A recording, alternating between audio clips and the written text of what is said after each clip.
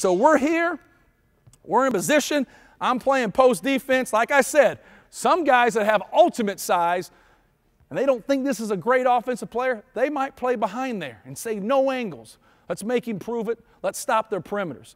Some people are going to be baseline side, okay? Some people are going to full front that. When the ball's above that free throw line, like we talked about, you're 3/4 with your arm bar. I don't want to hang on my guy here, okay? I don't want to hang on him. I want to be in a good athletic stance with an arm bar, and I do not want to wrestle. Now, with that being said, he probably wants contact as an offensive player. He wants to get into him. So it's important that I get off him. I'm here, but I also understand the basketball and what I'm doing. So I'm here and he's pushing up. If he keeps pushing me up and he's here, now I'll keep an arm in there to keep it out there, but I'm not going to get up this way with all that space right there, okay? I'll keep my arm to push him out because you know what he is right now? He's not a post-up guy. He's posting up at 12, 15 feet. Now, there's some special guys out there that can really play the game. You just try to keep the ball out of their hands.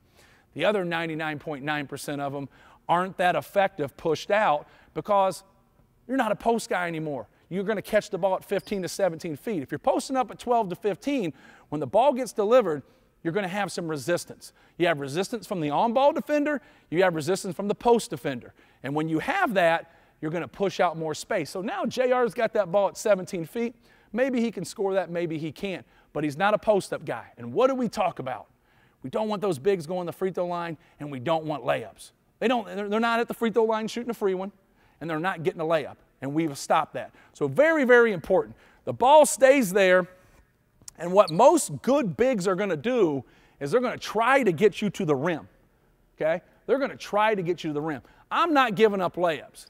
We talked earlier in the segment about if you get behind, something happens, it gets behind. If I get stuck and JR dominates me, okay, and he pushes me up and I'm just stuck, and he hits and he's going for a layup, throw the ball to him please, and he's there, the last thing I want to do is give that layup up. So when the ball gets back here to Jordan, I realize I'm stuck, throw it, it gets there, now I move my feet, I don't give an angle. Maybe he shoots a turnaround hook shot right there. But I got stuck as a defender. The last thing I do when I'm behind or I'm at a disadvantage in the game of basketball is gamble. When you're behind or it's not going your way or you're coming into a play or I'm behind here in post play like we're talking about, do not lunge through the passing lane. Do not gamble. Do not foul. Don't give him an angle. Get behind him. Get big. Don't allow the layup. Don't foul him. Don't allow the layup. Very, very important you understand that. Now, in post play here, he's got the basketball. If this skips, post defenders, understand this. He's going to go from a post-up guy, offensive guy, to just another guy on the court with a skip pass. So I'm here, I'm doing what I'm supposed to. He skips to Sam. I jump to the ball, and now he stays put. He's not a post guy anymore. This is just team defense. I need to be weak side.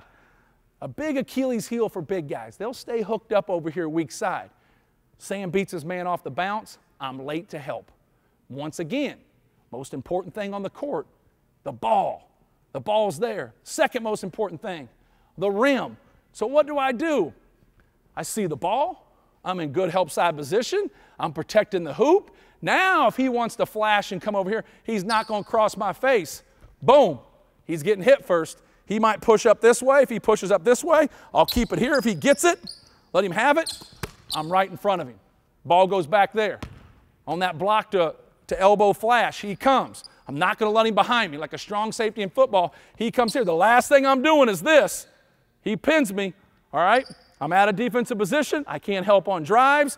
I'm still solid. He tries to roll from block to block, and he comes here. There's times, if you can greet him, we just take this on, and we just knock it out and get our hands up. So we don't let him roll into position. The last thing I'm letting him do is come behind me, step to my body, boom, now I'm behind the play. If it did happen, jam into him. Don't give him that layup. Very important. You don't want that to happen, but you have to understand in post defense, you got to see the basketball. You got to protect the paint right away in transition defense. You got to get back, see it, stop it, now be the first to hit. Sometimes when you're stopping the ball, you can't be the first to hit. We understand that. But when you're back and we get a set defense, come up there and get a hit on that guy. Don't let him just stroll into the lane and get his position that he wants. Do your work early. You do your work early, you don't get behind plays. You don't do your work early, sometimes it's not your fault because you're helping, all right? It's going to be a lot tougher. A lot of it comes down to the guy with the basketball on the perimeter, what he can and can't do, where's my help, what do I have to do, who am I guarding, is he skilled, can he score with his back to the basket off the block, does he need angles? You know, you have to know these things, you have to know scouting report things, so a lot of things go into it in terms of defending the post. But hopefully it helps you as a player a little bit, understand some things better. Hopefully as a coach you picked up some things you can use with your team next year.